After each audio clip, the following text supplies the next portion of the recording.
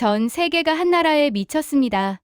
그런데 이 말, 과장이 아닙니다. 데이터로 증명됩니다. 2026년 2월 7일, 이탈리아 밀라노, 동계올림픽 개막식이 열리던 그날, 전 세계 수십 개국에서 날아온 관중들 사이에서 가장 큰 함성이 터진 순간이 있었습니다. 미국 선수단이 입장할 때도 아니었고, 개최국 이탈리아가 등장할 때도 아니었습니다.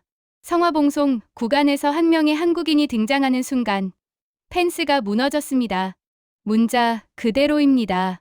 관중들을 막아서던 철제 바리케이드가 사람들의 무게를 이기지 못하고 쓰러진 겁니다.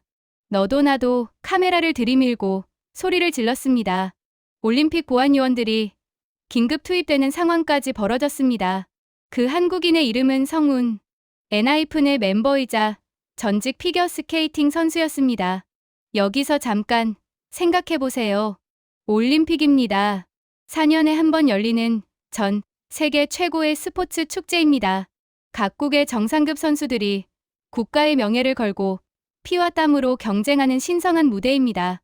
그런데 그 올림픽의 하이라이트가 경기가 아니라 한국인 한 명의 등장이었다는 겁니다. 미국 언론에서는 이런 말까지 나왔습니다. 이번 올림픽에서 가장 재미있었던 건 이 한국인의 성화봉송이었다. 미국에서는 같은 시기에 슈퍼볼이 열리고 있었습니다. 미국인들의 관심은 올림픽이 아니라 슈퍼볼에 쏠려 있었는데 유일하게 올림픽에서 화제가 된 것이 한국인이었다는 겁니다. 그런데 놀라운 건 또 있습니다. 이성훈이라는 멤버는 한국에서는 상대적으로 덜 유명한 그룹의 멤버입니다. 하지만 해외에서는 거의 BTS급의 인기를 누리고 있습니다. 사람들은 그가 누군지도 모른 채 단지 그 얼굴을 보고 미친 듯이 사진을 찍었습니다. 한 외국인은 이렇게 말했습니다. 마치 애니메이션에서 나온 듯하게 완벽하게 생긴 남자가 성화를 들고 달리고 있었다. 대체 무슨 일이 벌어지고 있는 걸까요? 이건 단순한 한류 이야기가 아닙니다. 이건 대한민국이라는 국가가 만들어낸 인류 역사상 전례 없는 문화 지각 변동의 기록입니다. 오늘 그 변동의 현장을 밀라노 올림픽부터 크로아티아의 작은 도시까지 낱낱이 해부하겠습니다. 밀라노 이야기를 계속하겠습니다. 성화봉송만이 아니었습니다. 같은 시기 밀라노 한복판에서 또 하나의 사건이 터졌습니다. 배우 박보검이 시계 브랜드 오메가의 행사에 참석하기 위해 밀라노 공항에 내리는 순간 공항이 마비됐습니다. 이탈리아 현지 팬들이 물밀듯이 몰려든 겁니다. 잠깐 여기서 상황을 정리하겠습니다. 이탈리아입니다. 유럽 패션의 수도입니다.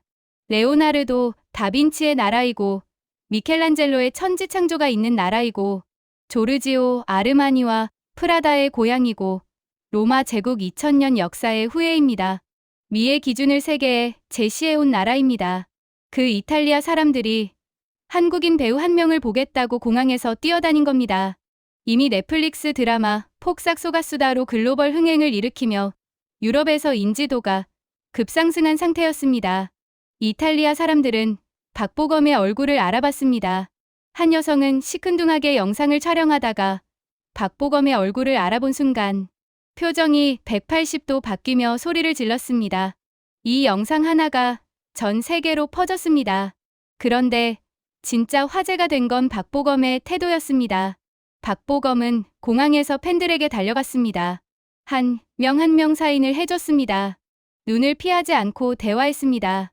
한 이탈리아 여성이 파스타를 선물하자 진심으로 기뻐했습니다.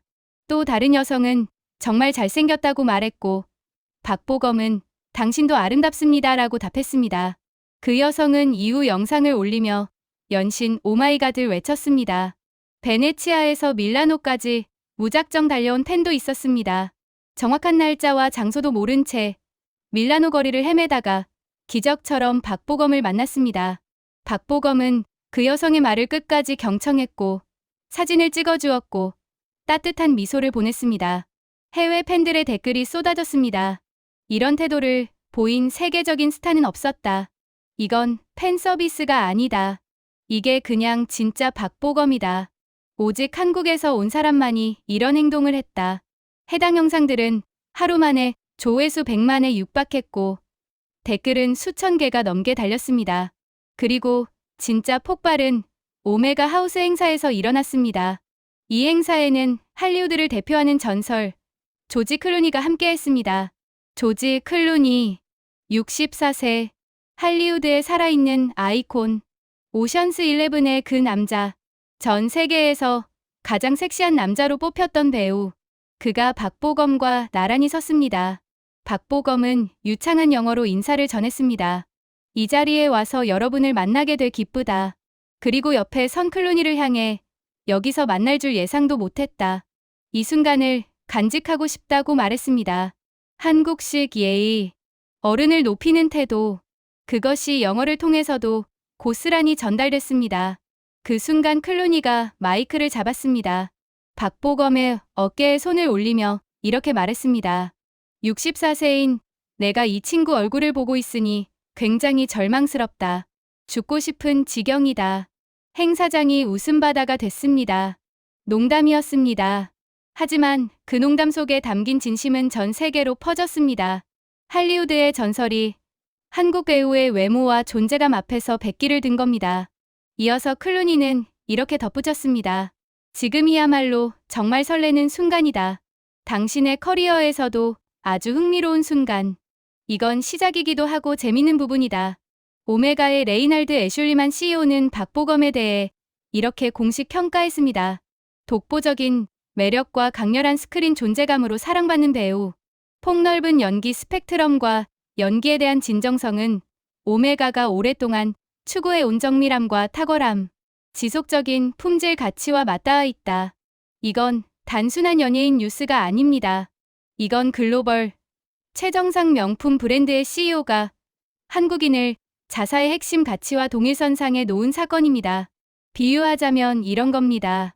이탈리아 최고급 레스토랑의 미슐랭 3스타 헤드 셰프가 한국의 된장찌개를 맛보고 우리가 100년 동안 추구한 맛의 본질이 여기 있다고 공식 선언한 것과 같습니다. 100년 된 유럽의 장인 정신이 한국이라는 나라 앞에서 고개를 숙인 겁니다. 그런데 밀라노의 열기는 행사장 안에서만 타오른 게 아니었습니다. 밀라노 시내 중심부에는 빌라 네키 캄필리오라는 100년 된 고택이 있습니다. 1930년대에 설계된 근대 건축 명소이자 박물관입니다.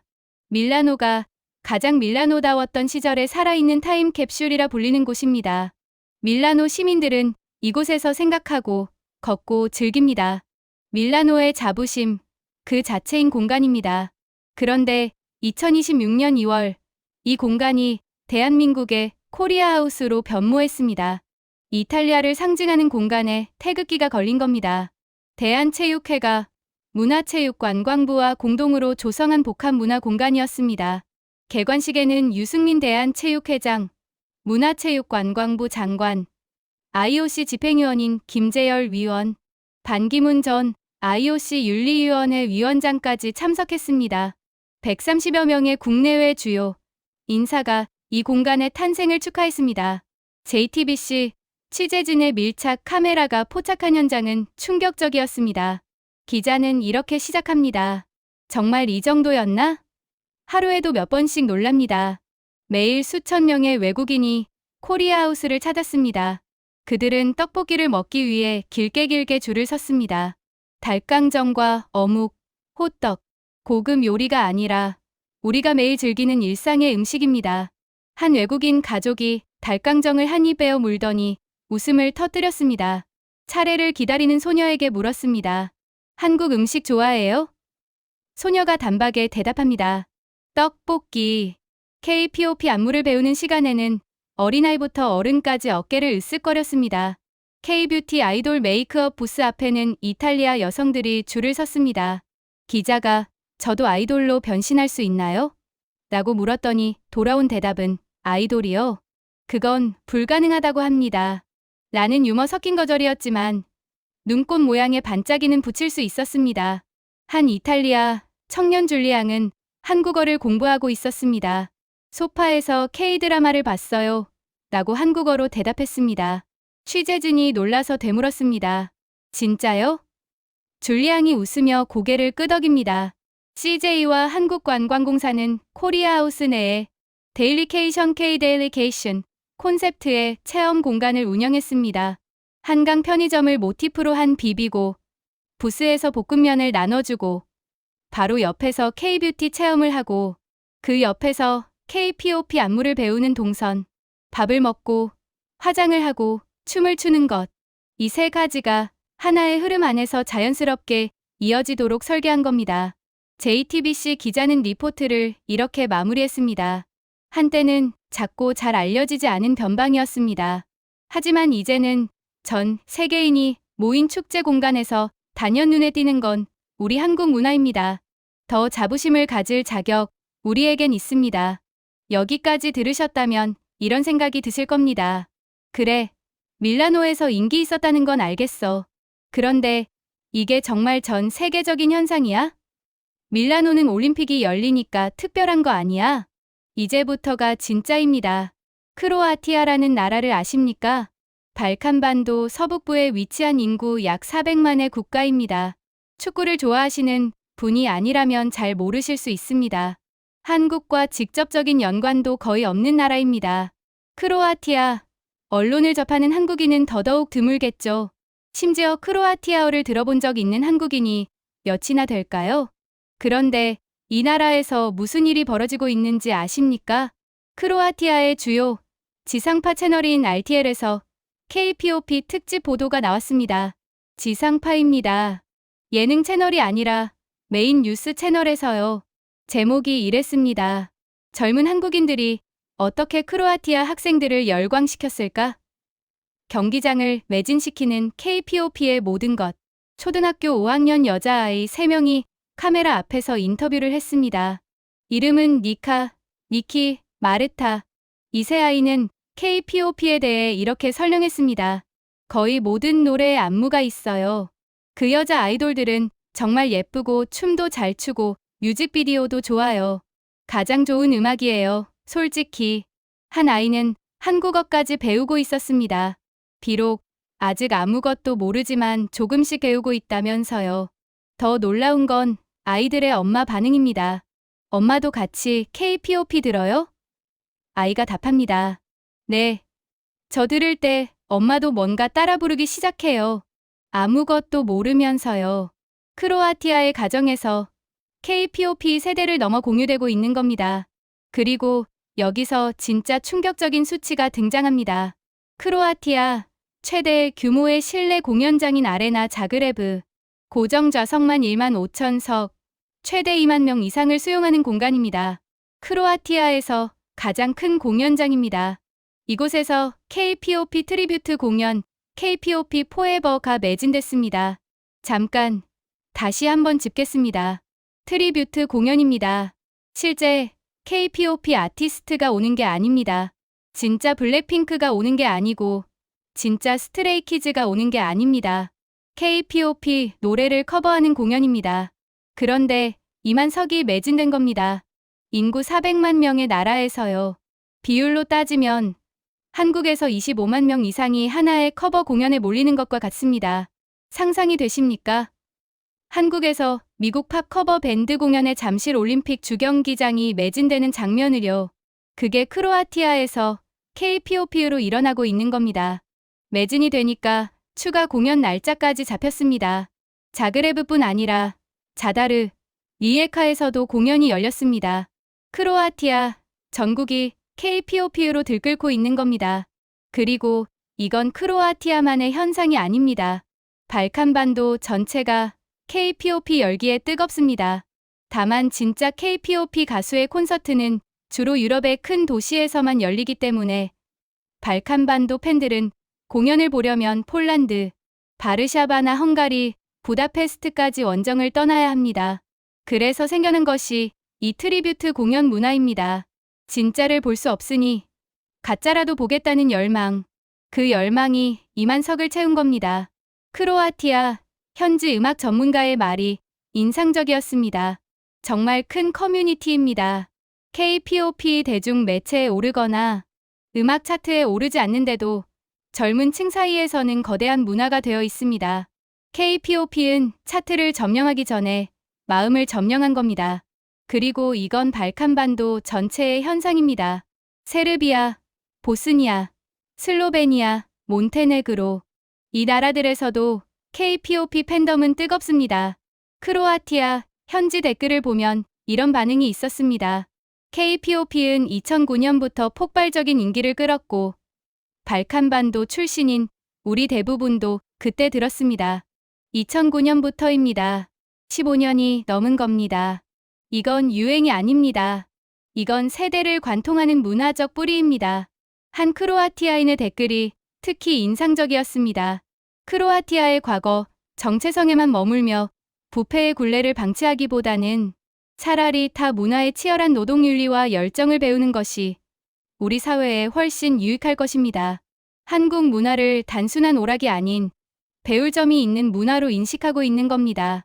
이건 한류의 가장 높은 단계입니다. 소비를 넘어 존경에 이른 겁니다. 또 다른 댓글은 이랬습니다. 요즘 아이들만의 전유물이 아닙니다.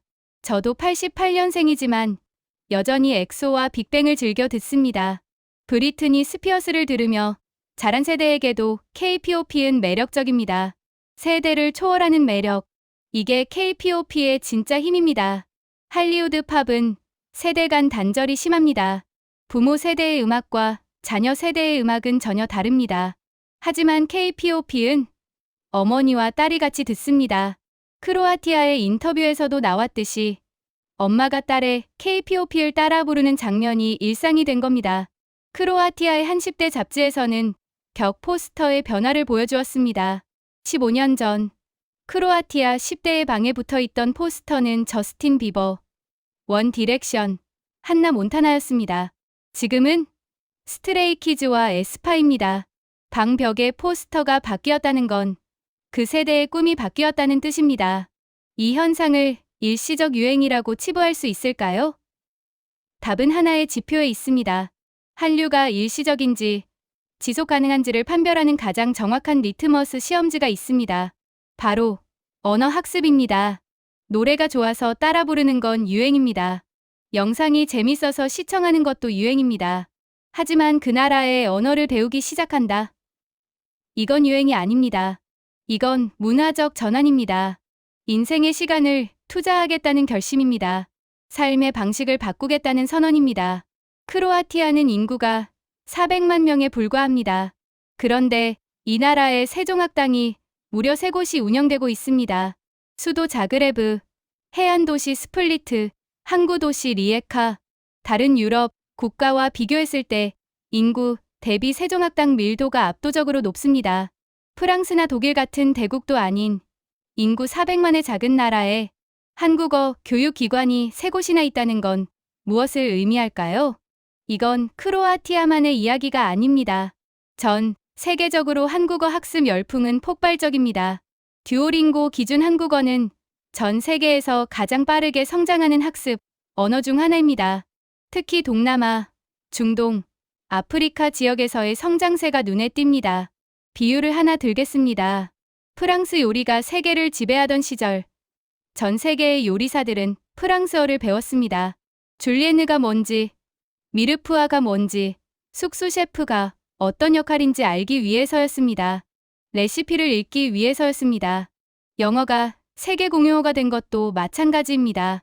할리우드 영화를 보기 위해, 실리콘밸리의 코드를 읽기 위해, 월스트리트의 리포트를 해석하기 위해 영어를 배운 겁니다. 문화가 산업이 되고 산업이 언어를 견인합니다. 지금 한국어가 바로 그 궤도에 올라탄 겁니다. K-드라마를 자막 없이 보고 싶어서, K-POP 가사를 직접 이해하고 싶어서, 한국 예능의 유머를 원어로 즐기고 싶어서 한국어를 배우는 사람들이 전 세계적으로 급증하고 있습니다. 자, 여기서 냉혹한 글로벌 현주소를 짚어보겠습니다. 감성은 잠시 내려놓고 숫자로만 말하겠습니다.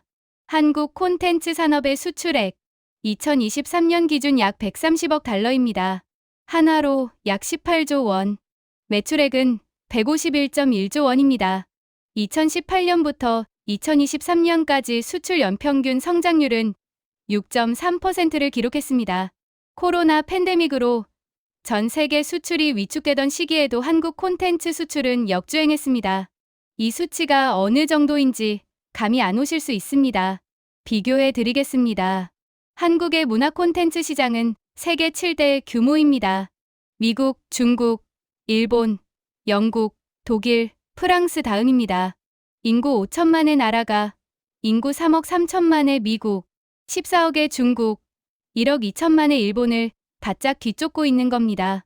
인구 대비 문화 콘텐츠 생산력으로 따지면 한국은 이미 세계 1위입니다. 게임 산업만 봐도 세계 4위입니다. 음악 시장은 세계 6위입니다. K-POP 음반 수출액은 2024년 사상 최고치인 3천억 원에 육박했습니다. K-POP 팬덤 비즈니스 시장은 2024년 기준 약 3조 원 규모로 추정되며 5년 안에 10조 원까지 성장할 전망입니다. 그런데 진짜 무서운 건 파급 효과입니다. 한국수출입은행의 분석에 따르면 K 콘텐츠 수출이 1억 달러 증가할 때마다 소비재 수출이 1.8억 달러 추가로 증가합니다. 거기에 소비재 생산 과정에서 3.4억 달러, K 콘텐츠 생산 과정에서 1.7억 달러의 생산유 발효과가 발생합니다. 합산하면 콘텐츠 수출 1억 달러가 총 6.9억 달러의 경제적 파급 효과를 만들어내는 겁니다. 이걸 요리에 비유하면 이런 겁니다. 한국이 김치라는 레시피 하나를 수출했습니다. 그런데 그 김치를 먹어본 외국인들이 고추장을 사기 시작합니다. 이 매운맛의 원천이 뭐지? 그 다음에는 참기름을 삽니다. 이 고소한 향이 뭐지? 그 다음에는 한국산 냄비를 삽니다. 한국 사람들은 어떤 그릇에 담아 먹지? 그 다음에는 한국 여행을 옵니다. 이 맛의 원산지를 직접 가보고 싶다. 하나의 맛이 하나의 식탁을 바꾸고, 하나의 식탁이 하나의 라이프 스타일을 바꾸고, 하나의 라이프 스타일이 하나의 산업 생태계를 만듭니다. 이게 바로 K 생태계의 본질입니다.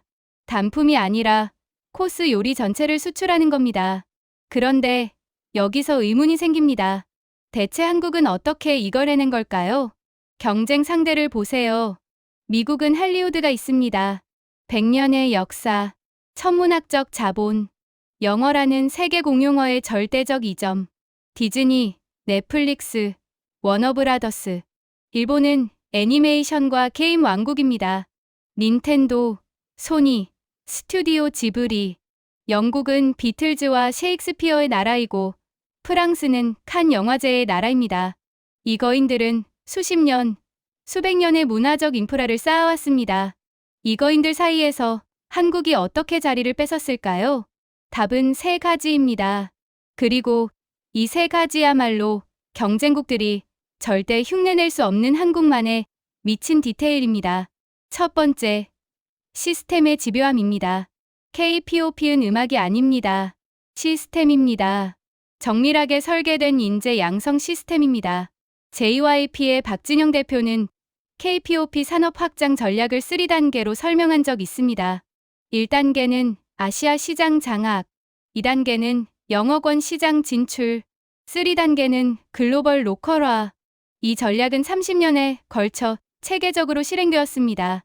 감이 아니라 공식으로 움직인 겁니다. 비유를 들겠습니다. 할리우드가 스테이크 하우스라면 K-POP는 미슐랭 오마카세입니다. 스테이크 하우스는 좋은 고기만 있으면 됩니다. 최상급 와규를 올려놓으면 그 자체로 훌륭한 한 접시가 됩니다. 재료의 힘으로 승부합니다. 하지만 오마카세는 다릅니다.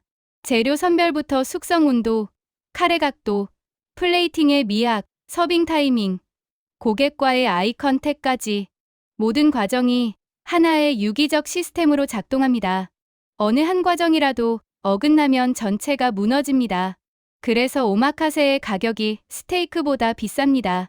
재료가 아니라 시스템에 돈을 내는 겁니다. K-POP 아이돌의 훈련 과정을 보십시오. 보컬 트레이닝, 댄스 트레이닝, 연기 수업, 다국어 교육, 체력 관리, 미디어 대응 훈련, 해외 문화 이해 수업까지 평균 37년의 연습생 기간을 거칩니다. 이건 전 세계 어디에도 없는 시스템입니다.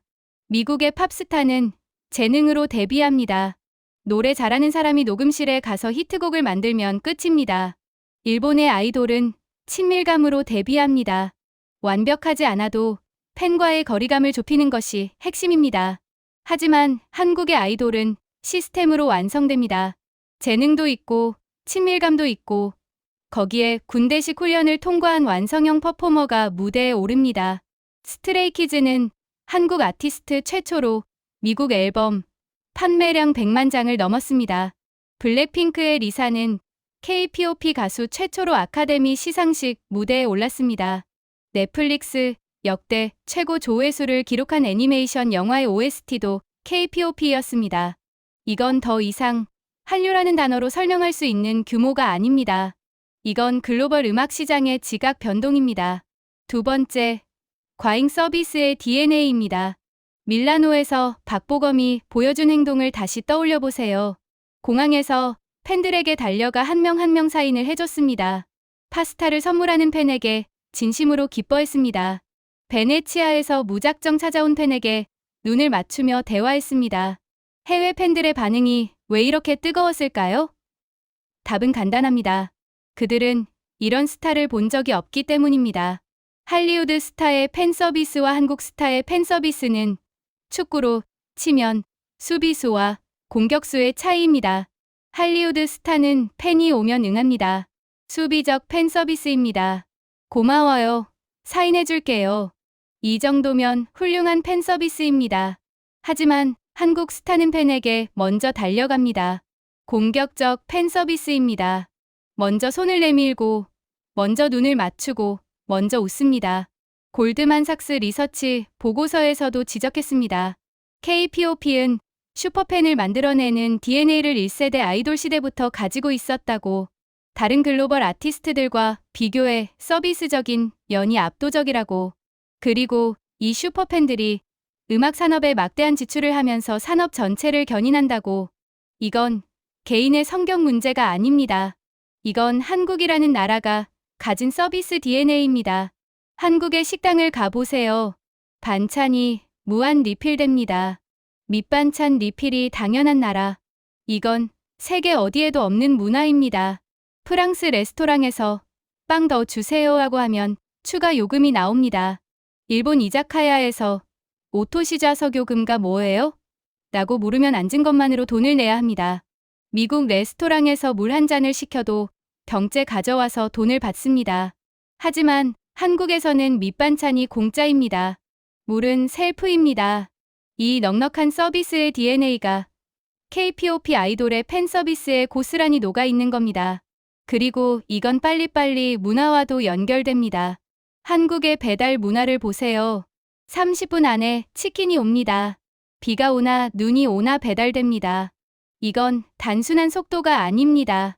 이건 고객의 불편을 0.1초라도 줄여야 한다는 강박에 가까운 서비스 정신입니다.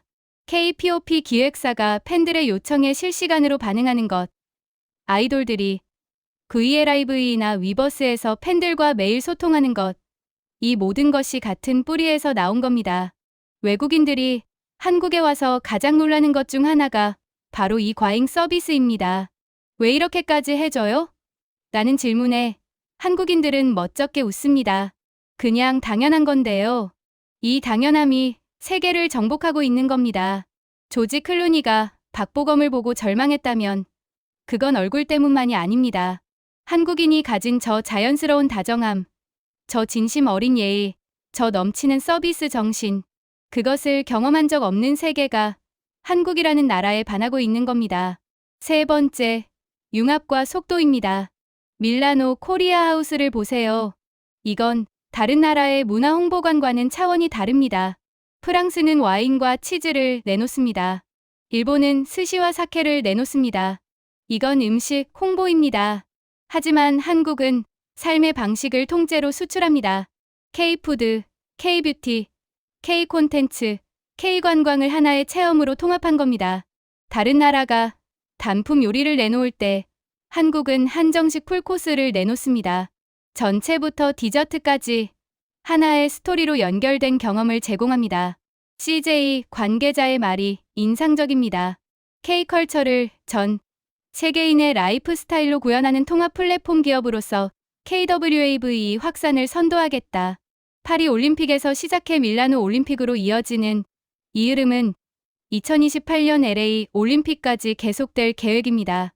한국은 올림픽이라는 플랫폼을 문화 진출의 교두보로 활용하고 있는 겁니다. 다른 나라들이 올림픽에서 메달수를 세고 있을 때 한국은 올림픽에서 문화를 심고 있습니다. 이건 정말 치밀한 전략입니다. 올림픽이 열리면 전 세계에서 수백만 명이 한 도시에 모입니다.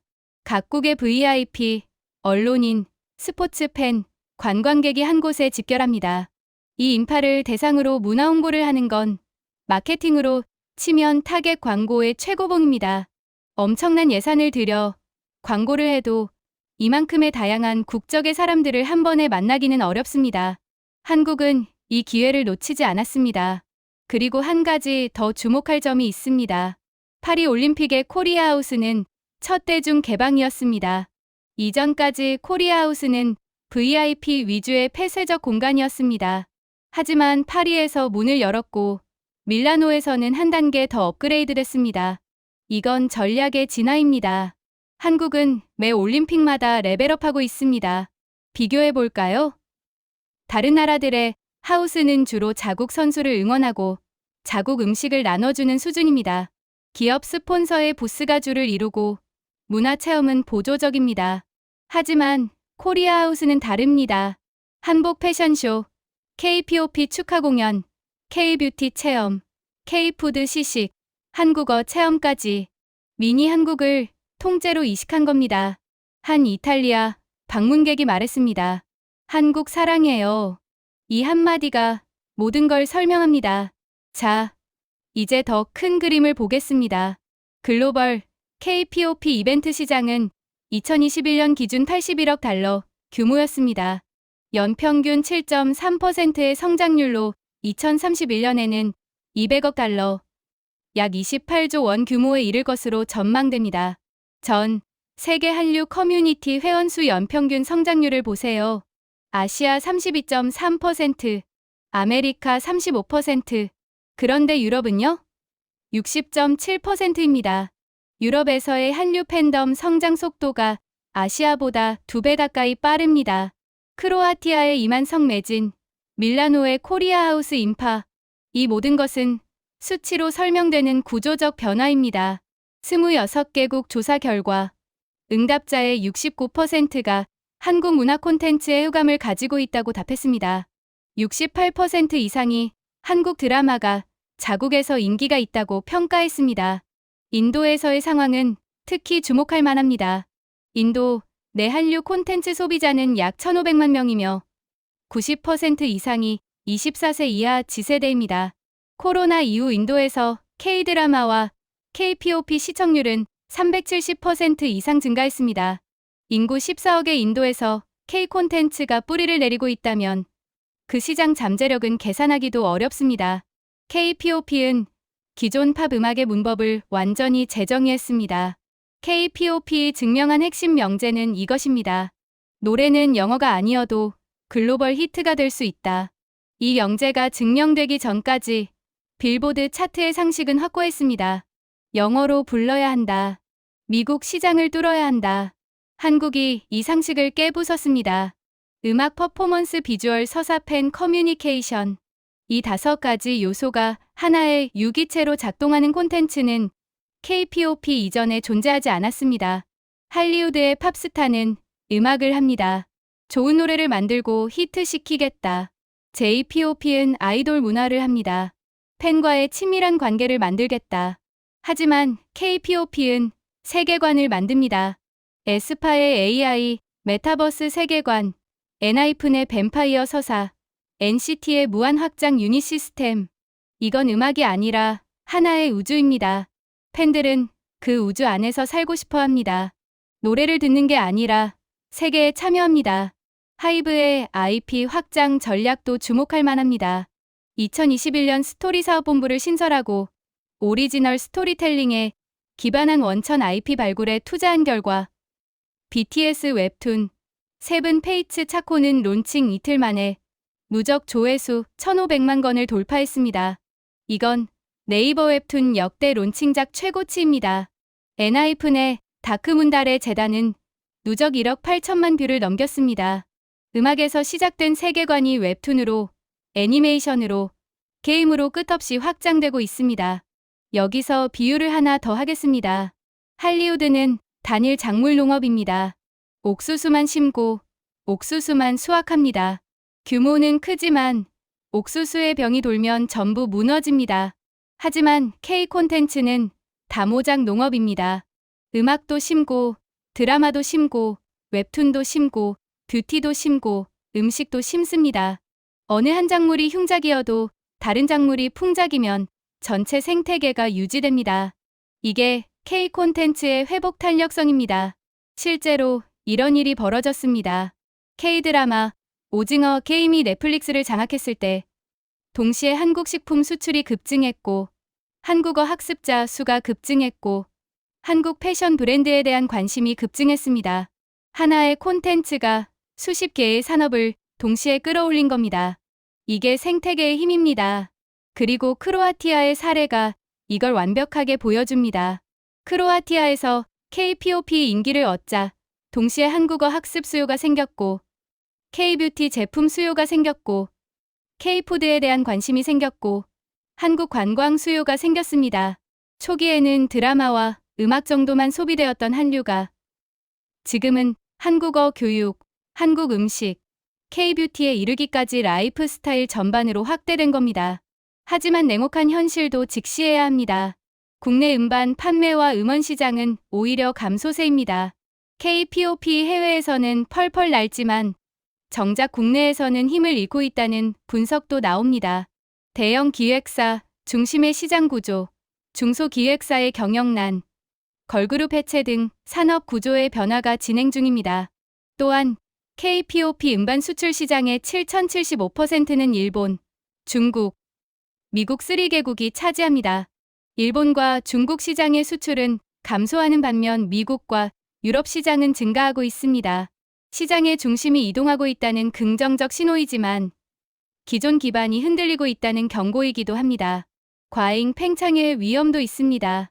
K-POP 산업은 지난 5년간 연평균 50%의 성장세를 보였습니다. 업계에서 버블이 끼었다는 시선도 존재합니다. 비유하겠습니다. 지금 한국의 K 콘텐츠는 마라톤의 30km 지점에 있습니다. 가장 위험한 구간입니다. 마라토너의 벽이 찾아오는 지점입니다.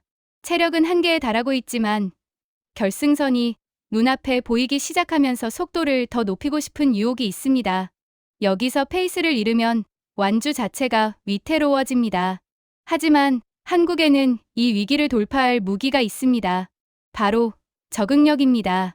K-POP은 1세대 H, O, T에서 2세대 빅뱅으로, 3세대 BTS로, 4세대 에스파 스트레이키즈로 끊임없이 탈피를 거듭해왔습니다. 매번 K-POP는 끝났다는 예언이 나왔고 매번 한국은 더 강해져서 돌아왔습니다. 이건 된장의 발효 과정과 같습니다. 메주를 소금물에 담근 뒤 가장 보기 흉한 시기가 옵니다. 곰팡이가 피고 냄새가 나고 도저히 먹을 수 있는 음식이 될 것 같지 않습니다. 그 과정을 모르는 사람이 보면 이건 실패다, 버려라고 할 겁니다. 하지만 그 과정을 견뎌야 된장이 됩니다. 가장 지저분한 순간을 통과해야 가장 깊은 맛이 나옵니다. 한국 문화산업의 저력은 바로 이 발효의 인내에 있습니다. 마지막으로 밀라노에서의 한 장면을 소개하며 마무리하겠습니다. 오메가 행사가 끝나고 박보검이 행사장을 나서는 길이었습니다. 밀라노 거리. 이탈리아 여성들이 한국어로 외쳤습니다. 오빠, 한국어로. 밀라노 한복판에서 이탈리아 사람들이 박보검은 지나치지 않았습니다. 돌아서서 미소를 지었고 팬들에게 다가갔고 사인을 해줬고 그 순간의 영상은 전 세계로 퍼졌습니다. 오빠가 만국 공통어가 된 시대. 우리는 지금 그 시대를 살고 있습니다. 100년 전 이 세계의 문화 지도는 미국과 유럽이 그렸습니다. 50년 전에는 일본이 한 획을 추가했습니다. 그리고 지금 대한민국이 그 지도를 새로 그리고 있습니다. 전쟁의 폐허에서 60여 년 만에 세계 문화 지형도의 중심축을 이동시킨 나라. 역사상 이런 사례는 없었습니다. 이건 우연이 아닙니다. 이건 자원 없는 땅에서 살아남기 위해 사람을 자원으로 키워온 나라의 필연입니다. 교유결이라는 말로는 부족합니다. 이건 집요함입니다. 쇠젓가락으로 콩나물 하나를 집어 올리는 그 미세한 정밀함이 반도체를 깎는 기술이 되고 아이돌의 칼군무가 되고 드라마의 감정선이 되고 떡볶이의 매운맛이 됩니다. 기술은 흉내낼 수 있습니다. 돈도 따라 쓸 수 있습니다. 하지만 한 나라가 수십 년에 걸쳐 축적한 문화적 진정성은 절대로 흉내낼 수 없습니다. 크로아티아의 초등학생이 떡볶이를 발음하는 순간, 밀라노의 이탈리아인이 오빠를 외치는 순간, 조지 클루니가 한국 배우를 보고 절망스럽다고 말하는 순간, 인도의 지세대가 K-드라마를 보며 한국어를 배우기 시작하는 순간, 이 모든 순간들은 대한민국이라는 나라가 만들어낸 문화적 중력의 증거입니다. 우리는 작은 나라입니다. 하지만 작다는 건 약하다는 뜻이 아닙니다. 에스프레소를 보세요. 한 잔 분량이 30ml밖에 안 됩니다. 하지만 그 안에 담긴 맛의 밀도는 아메리카노 한 잔보다 진합니다. 양이 적다고 맛이 약한 게 아닙니다. 오히려 압축되어 있기 때문에 더 강렬합니다. 한국은 세계의 에스프레소입니다. 작지만 가장 진합니다. 한 모금에 전 세계를 깨우는 나라입니다. 다만 경계해야 할 것도 분명히 있습니다. 자만은 금물입니다. 중소기획사의 생태계를 살려야 합니다. IP 소유권과 수익 구조를 재편해야 합니다. 국내 시장의 기반도 탄탄히 다져야 합니다. 해외에서 벌어들인 수익이 소수의 대형 기획사에만 집중되는 구조로는 지속 가능하지 않습니다. 에스프레소도 원두 관리를 소홀히 하면 맛이 변합니다. 에스프레소 머신을 아무리 좋은 걸 써도 원두가 상하면 끝입니다. 하지만 확실한 것 하나, 지금 이 순간 전 세계에서 가장 뜨거운 나라, 가장 흥미로운 나라, 가장 사람들의 눈과 귀와 마음을 사로잡고 있는 나라는 대한민국입니다. 그리고 이건 시작에 불과합니다. 지금 이 시간에도 밀라노 올림픽은 진행 중입니다. 한국 선수단은 12개, 종목에 71명의 선수가 출전하고 있습니다. 금메달 3개 이상 획득, 메달 종합순위 10위 이내가 목표입니다. 스노보드의 김상겸은 한국 설상 종목 최초의 올림픽 은메달을 따내며 새 역사를 썼고 18세의 유승은은 비계어 결선에 진출하며 한국 설상의 미래를 보여주고 있습니다. 쇼트트랙의 최민정은 한국은 자부심이라며 금메달 도전을 선언했습니다. 경기장 안에서는 선수들이 메달을 따고 경기장 밖에서는 한국 문화가 전 세계인의 마음을 사로잡고 있습니다. 이 두 가지가 동시에 일어나고 있는 나라, 그게 대한민국입니다. 2024년 파리올림픽에서 우리는 김예지의 권총 사격 자세 하나로 전 세계를 뒤흔들었습니다. 일론 머스크가 총싸움 영화에 캐스팅해야 한다고 했을 정도로 바이럴이 되었습니다. 그녀의 차가운 눈빛 하나가 전 세계의 밈이 되었습니다. 2026년 밀라노 올림픽에서는 성운의 성화봉송과 박보검의 존재감이 세계를 뒤흔들고 있습니다. 올림픽마다 한국은 경기 결과와는 별개로 문화적 바이럴을 만들어내고 있습니다. 다른 나라는 메달을 가져갑니다. 한국은 메달도 가져가고 문화적 충격파도 남기고 갑니다. 이게 소프트 파워의 정의입니다. 군사력 없이, 경제 제재 없이, 오직 매력만으로 세계를 움직이는 힘. 한국은 지금 그 힘의 정점에 서 있습니다. 여러분이 생각하는 다음 K문화의 게임 체인저는 무엇인가요? K푸드, K뷰티, K게임, K웹툰. 아니면 아직 우리가 이름도 붙이지 못한 완전히 새로운 무엇? 댓글로 여러분의 생각을 들려주세요. 우리의 다음 이야기는 여러분의 댓글에서 시작됩니다. 그리고 한 가지만 더. 이 영상을 끝까지 보신 여러분은 이미 알고 계실 겁니다. K문화의 힘은 정부가 만든 것도 기업이 만든 것도 아닙니다. 그건 바로 여러분입니다. Kpop을 해외 친구에게 추천하는 여러분, 한국 음식을 만들어 유튜브에 올리는 여러분, 한국어를 배우는 외국인 친구를 도와주는 여러분, 한 명 한 명의 진심이 모여서 밀라노의 펜스를 무너뜨리고 크로아티아의 2만석을 채우고 조지 클루니를 절망시킨 겁니다. 구독과 좋아요는 이 이야기를 더 많은 분들에게 전하는데 큰 힘이 됩니다. 다음 영상에서는 K문화가 정복하지 못한 마지막 시장, 그리고 그 시장을 뚫기 위한 한국의 비밀 전략을 이야기하겠습니다. 오빠가 만국 공통어가 된 나라. 그 나라에서 태어났다는 것은 행운이 아니라 사명입니다.